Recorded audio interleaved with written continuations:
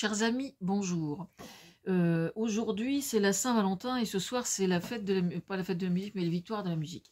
Et alors, à cette occasion, il y a 2-3 jours, j'ai reçu tadam mon dernier né, peintre du dimanche. J'en suis pas peu fière, hein. Le livre est encore plus beau que la moquette, que la maquette qui a été faite. Alors, à cette occasion, puisque c'est le jour des victoires de la musique, je vais vous parler de la relation que j'ai avec Thomas Fersen. Enfin, que j'avais surtout, aujourd'hui c'est autre chose, mais pour l'instant, on va prendre les choses dans l'ordre. Donc il y a un des chapitres, donc il y a beaucoup de chapitres, hein. Ils ne sont pas numérotés, je les avais comptés, mais beaucoup. Il y a beaucoup de chapitres, hein, vous voyez, c'est... bon, bref, facile à lire, hein. Non, c'est vrai, facile à lire.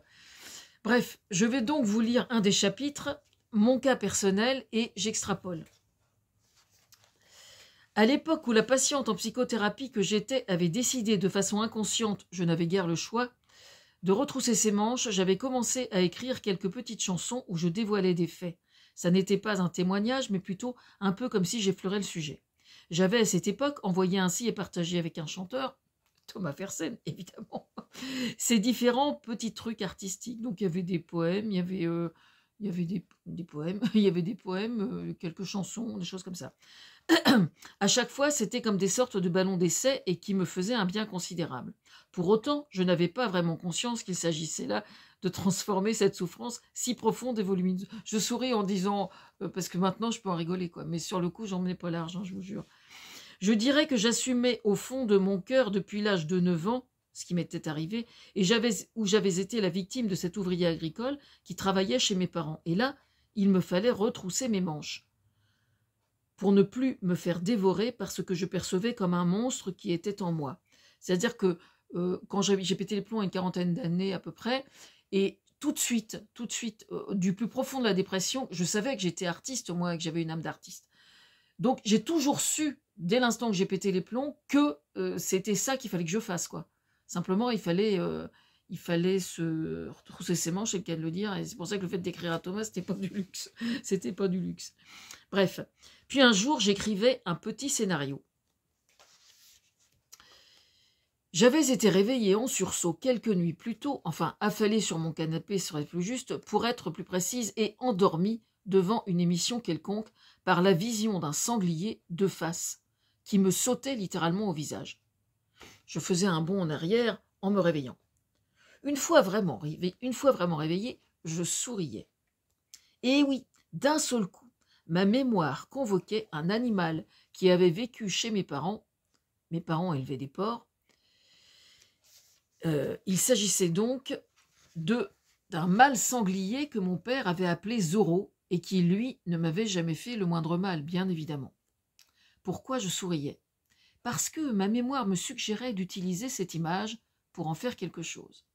Il est probable que ce fut ensuite un endormissement d'une quiétude tout à fait satisfaisante alors. Moi qui suis artiste, ma mémoire m'apportait très exactement de quoi faire, ou transformer si vous préférez. Le lendemain ou les jours suivants, je ne sais plus, je mettais au point mon petit scénario pour en faire un calligramme que j'ai longtemps appelé la tombe, mais que j'ai décidé de rebaptiser la sépulture. Je me souviens fort bien de l'état d'esprit dans lequel j'étais en peignant ce truc. J'étais parfaitement consciente de la prouesse que j'étais en train de réaliser.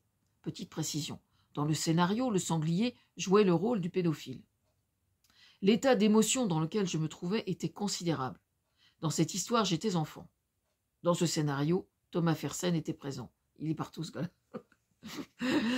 Il était enfant aussi, mais ne tenait pas la pelle, puisque c'est à coup de pelle dans la gueule que je l'ai tué. Il ne m'a ni encouragé, ni découragé. Il était juste présent. Ça, c'est bien les mecs. Il était juste présent à mes côtés. Oui, oui, voilà. Mais ce qui a suivi, par contre, une fois terminée mon œuvre, était ce que je ressentais. J'étais complètement bouleversée, positivement, je dois dire, par l'exploit que j'avais réussi là. Je partageais avec Thomas via Internet en lui disant un truc du genre « Mais si, je t'assure, depuis que j'ai peint ce truc, je m'en souviens comme si c'était hier. C'était incroyable. J'ai réussi à faire sortir toute cette merde-là lié au pédophile, et c'est là dans le tableau, je te jure. Connaissant l'oiseau, comme on dit, vu que quelques semaines avant, j'avais écrit une chanson, 2 chansons, un poème, etc., lui s'est dit, attends, doucement cocotte, je demande à voir. Ne nous emballons pas trop. Et puis quand même, il y avait un truc qui doit être encore vérifiable. J'avais tellement le sentiment d'avoir tué symboliquement le pédophile que je n'avais pas osé le signer. C'est vous dire. Pour un peu, symboliquement, c'est un peu comme si comme si je m'étais trouvé devant monsieur le juge. Oui, enfin, non, monsieur le juge, le pédophile, oui, oui, il est mort. Oui, oui, oui. Ah, ben, je sais pas comment c'est arrivé, hein. Mais vous savez, là, maintenant, il violera plus personne. Ah non, non, non, moi, j'y suis pour rien, moi. C'est l'appel qui est arrivé dans sa gueule, sans quoi, sans que moi, je n'y sois pour rien. Quand j'y repense maintenant, c'était vraiment trop comique, quoi. Vous savez, les outils de jardin, ça va, ça vient. Des fois, on marche sur un râteau sans observer, et puis ça se range debout et pas posé au sol, et puis les dents vers le ciel, et puis voilà, ben là, la pelle, c'était pareil, en fait. Oui, mais ça n'est pas un outil de jardin, mais une pelle de chantier. Ah oui, oui, c'est vrai. C'est quand même pas ma faute si Dupontel, dans Bernie, il utilise une pelle de chantier et pas un outil de jardin. Vous n'avez qu'à régler ça avec lui. Peut-être que si Bernie avait agi sur un chantier avec du béton liquide, je l'aurais coulé à l'intérieur. Moi, je voulais tuer un pédophile. J'avais une pelle, c'était le moment ou jamais de régler le problème. Comment vous dites? Juste à côté d'un trou, là, qui est assez large et long pour recevoir le corps d'un homme. Ah oui, oui, ça, je suis d'accord, c'est incontestable. Ce doit être le hasard, peut-être. Il est bien de noter que j'aurais pu penser qu'il eût été plus judicieux de lui faire creuser le trou. Oui, ça s'est déjà fait dans certains films, hein, vous vous souvenez. Voilà. Bref, je vous donne maintenant le texte du calligramme. J'ai aperçu sa tombe un matin. Il y avait un garçon à côté et une petite fille. Nous deux. Elle tenait encore cette énorme pelle de chantier à la main. C'est à coups de pelle comme Dupontel qu'elle l'avait tué. Ce fut long. Elle est courageuse, cette petite fille. Pas étonnant que depuis 20 ans, elle ait eu tant de mal. Mais ça y est, c'est sûr. En même temps se superposait l'image d'un garçon torse nu au beau milieu du champ de coquelicots.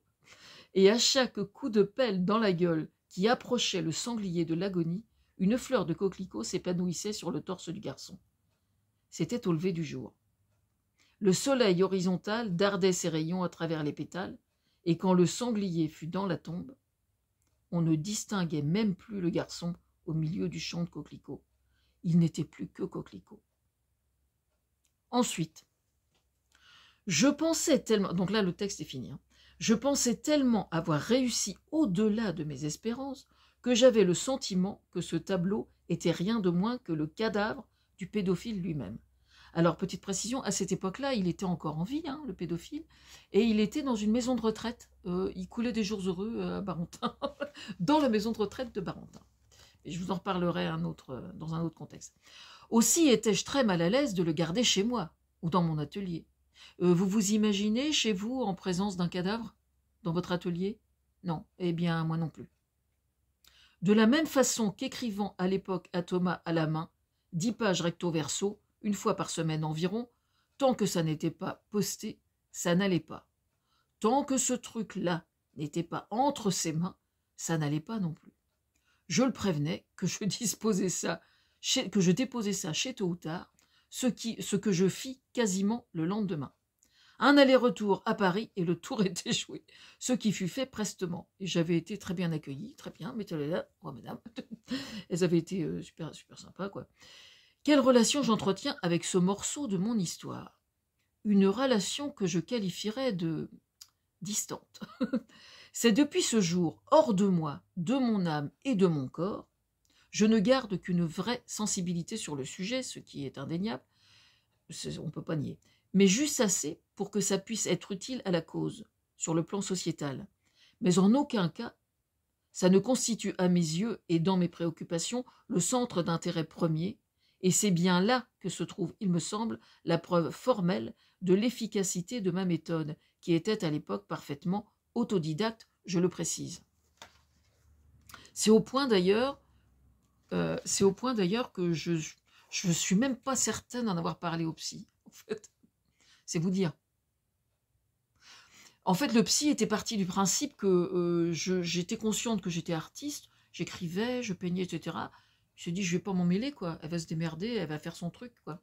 Donc je continuais à être suivie par lui, mais il ne cherchait pas à interagir en quoi que ce soit dans ce que je faisais là. Et qu'est-ce qu'il me disait au sujet du fait que j'écrive à Thomas Fersen? Jamais la moindre critique négative. Absolument jamais. Voilà. C'est déjà pas mal, hein. Voilà. Donc, peut-être que la fois prochaine, je vous lirai la suite, Les Pépites merveilleuses.